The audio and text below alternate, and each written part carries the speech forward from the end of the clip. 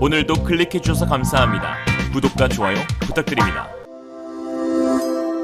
Realism. 중공 그 자체가 바이러스 아닌가? 중국 유엔 상임이사국 지휘 박탈로 이어질 것. 최근 미국 국무부가 중국 인민해방군 소속 과학자들이 코로나19 바이러스를 무기화하는 방안을 연구했다는 내용이 담긴 문서를 입수해 관심이 집중되고 있습니다. 문서의 작성 시기는 2015년으로 이미 6년 전부터 코로나 무기화 논의가 있었던 것으로 밝혀져 충격을 주고 있는데요. 생물학 무기는 질병 매개체를 포함한 생물학적 작용제로 생물을 살상하고 가해하는 무기를 일컫습니다. 지난 7일 영국 매체 더선과 호주 더 오스트레일리안에서 보도한 내용에서는 인민해방군 과학자들이 3차 세계대전이 생물학 무기로 치러질 것을 예측해 사스 코로나 바이러스의 무기화를 논의했다는 내용이 담겨 있습니다. 중국 과학자들은 사스 코로나 바이러스를 두고 유전학 무기의 새로운 시대를 예고한다고 표현하고 있는데요. 이 문서는 중국군의 생물학 무기 관련 계획과 함께 적군의 의료 시스템을 붕괴시킬 수 있다고 밝히고 있는 것으로 전해졌습니다. 중공 과학자 18명과 일부 유행병 전문가들이 공동 편찬한 문서의 제목은 사스의 인위적 기형과 신종 인공 바이러스 유전자 무기입니다. 이 보고서에서는 사스 바이러스로 유전자 무기의 새로운 시대를 개척했다며 인공 조작으로 등장한 새로운 인간 병원성 바이러스가 무기화돼 과거에 보지 못한 방식으로 살포될 수 있다고 묘사했습니다. 특히 연구를 근거로 중공 과학자들은 제1차 세계대전이 화학전, 2차 세계대전이 핵전쟁이라면 3차 세계대전은 분명히 생물학 전쟁이며 제3차 대전에서 승리를 거둘 핵심 무기는 생물학 무기가 될 것이라고 단언하였습니다. 이 보고서 저자 18명 가운데 3명은 지방대학교의 공중보건 또는 전염병 관련 전문가이고 나머지 15명은 모두 군 소속 과학자입니다. 즉 치료 방안을 만들기 위한 연구가 아닌 바이러스의 무기화와 그 대책에 대한 연구라고 볼 수 있죠. 위 연구의 핵심 인물은 쉬더준 교수입니다. 그는 사스 바이러스 전문가로 2003년에 국가와 군대의 사스 방역에 참여한 주요 인물이며 당시 연구진들 가운데 가장 먼저 사스 바이러스는 인위적이라고 발표하였습니다. 그리고 중국 고령과학 연구센터의 퉁정은 쉬더준 교수의 연구를 근거 삼아 사스는 미국이 중국인을 대상으로 개발한 유전자 무기라는 설을 제기하였습니다. 사스의 감염자의 98%가 중국인인 것이 말이 안 된다는 무논리에서부터 시작된 위 가설은 결국 신빙성이 없는 것으로 밝혀졌으나 중공군 고위층에 눈길을 끌었습니다. 중국은 미 제국주의가 중국을 멸망시키려는 마음을 버리지 않고 있다며 사스 사태 책임을 미국에 전가하는 선전 공세를 펼쳤습니다. 중국 인민해방군은 쉬더중을 비롯한 바이러스 연구진들을 하나로 모았고 그렇게 해서 나온 결과물이 미국 국무부가 입수한 코로나 무기화 보고서이죠. 주로 사스 바이러스를 예로 들어 감염균을 인공 조작 방법으로 유전자 무기로 만드는 생물기술 이론, 동물 실험 경로, 그리고 생물학전, 제재를 대량으로 생산하고 저장하는 방법을 체계적으로 다루고 있는데 실전에서 유전자 무기를 살포하는 방법까지 연구했습니다. 이 보고서에서는 적의 바이러스 공격에 어떻게 대비하고 반격해야 하는지 서술하고 있지만 안보 전문가들은 위와 같은 방어 연구는 응용하기에 따라 공격에 관한 연구가 될 수 있다고 경고하였습니다. 그리고 중국이라면 그렇게 하고도 남겠죠.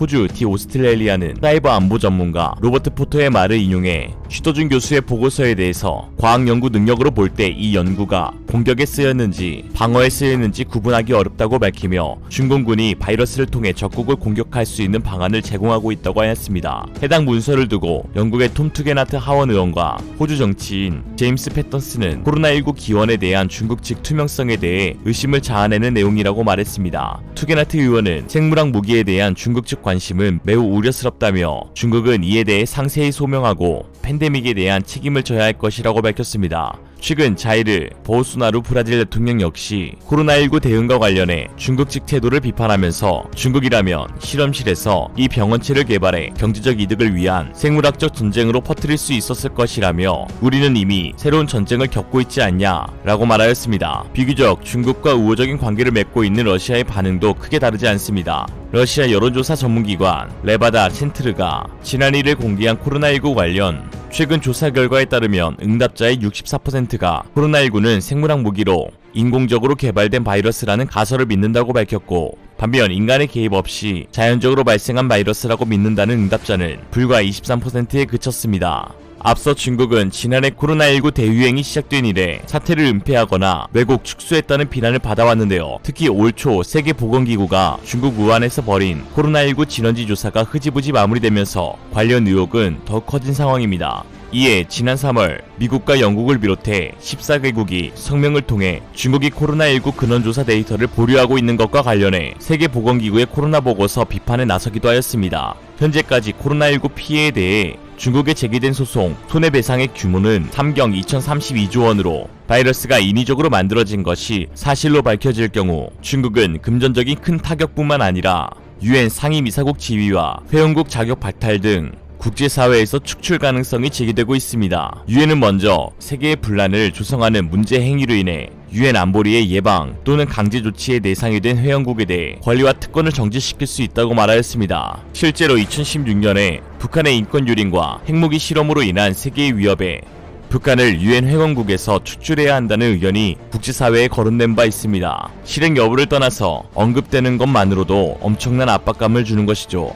또한 자진 사퇴이지만 사실상 축출당한 것으로 볼 수 있는 대만도 예를 들 수 있습니다. 대만은 유엔의 창립국가로서 1971년까지 안전보장이사회의 상임이사국 중 하나였습니다. 1945년 유엔이 성립되면서 2차 대전에서 중요한 역할을 했던 미국, 영국, 프랑스, 중국, 소련 등 5개국이 안전보장이사회 상임이사국으로 지정되었는데 그 당시 중국은 장제스의 국민당이 이끄는 중화민국 정부에 의해 대표되어 왔습니다. 그러나 1949년 국공개전으로 인해 중국이 두 정부로 분열되면서 줄곧 유엔에서 중국을 대표해온 장제스의 국민당과 중국 본토를 차지한 신생공산정권 중 유엔에서의 중국 대표권 문제가 야기되었습니다. 수차례 중국 대표권 문제가 유엔 총회에서 논의되었으나 현실화되지 못하고 있던 상황에서 급변하는 세계 정세에 맞춰 변화가 찾아왔습니다. 베트남전으로 고생하고 있던 미국이 현실적 필요에 따라 중화인민공화국과의 관계 정상화를 시도하게 된 것입니다. 중화인민공화국 역시 국제적인 지위 양상을 위해 미국과 핑퐁 외교를 추진하는 등 미국과 중국 관계가 호의적으로 전환되면서 그동안 유엔 총회에서 장제스 정부를 옹호하던 반공산권 국가들이 더 이상 중화인민공화국 정부의 대표권을 거부할 수 없는 분위기가 조성되었습니다. 그 결과 1971년 10월 25일 제1967차 유엔 총회에서 알바니아가 제출한 중화인민공화국의 중국 대표권 기소 문제를 담은 2758호 결의안이 찬성 76표, 반대 35표, 기권 17표로 가결되었습니다. 결의안의 내용은 유엔에서 합법적인 중국의 대표는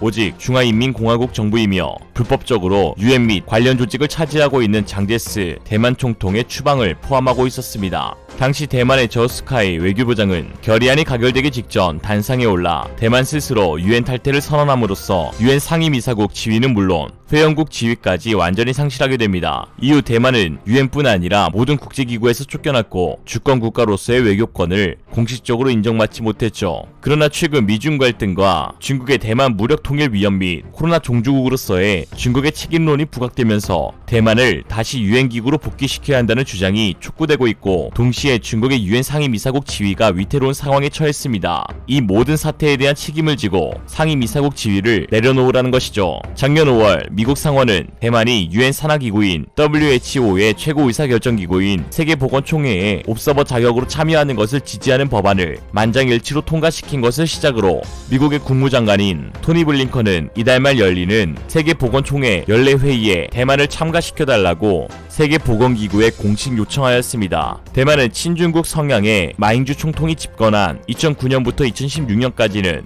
WHO 옵서버 자격을 얻었지만 반중 성향인 차이잉원 총통이 취임한 이후 옵서버 자격을 상실했었습니다. 또한 더 나아가 지난 5월 5일 G7 외교 개발 장관들은 공동 성명을 통해 중국을 향해 건설적으로 국제 질서에 참여할 것을 촉구하는 한편 대만의 세계보건기구 포럼 및 세계보건총회 참석을 지지한다고 밝혔습니다. 미 국무부가 입수한 충격적인 중국의 코로나 문서는 향후 거센 진실 공방을 불러일으킬 것으로 예상되며 미국 주도의 전세계적 중국 책임론이 본격적으로 부상할 때에는 중국은 국제사회에서의 모든 영향력을 잃게 되는 절차를 밟게 될 것으로 기대되고 있습니다. 중국은 너무 많은 일을 벌였습니다. 신장 위구르 인권 탄압, 남중국해 영유권 문쟁, 대만 무력 위협, 홍콩 보안법 제정, 인접국 역사 공정 등 국제사회에서 위법으로 접촉될 만한 일을 수도 없이 저질렀고 이제는 그 책임을 물어야 한다는 전세계적인 공감대가 형성되고 있습니다. 중국이 외교권을 잃게 되어 고립되면 중국은 붕괴될 수밖에 없습니다. 과거 소련이 그랬던 것처럼 말이죠.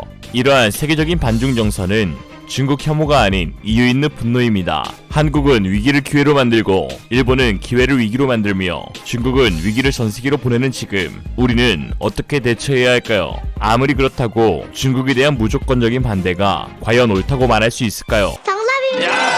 이상으로 리얼리즘이었습니다. 여러분의 생각은 어떠신가요? 현명하고 지혜로운 여러분의 의견을 지금 댓글에 남겨주세요. 감사합니다.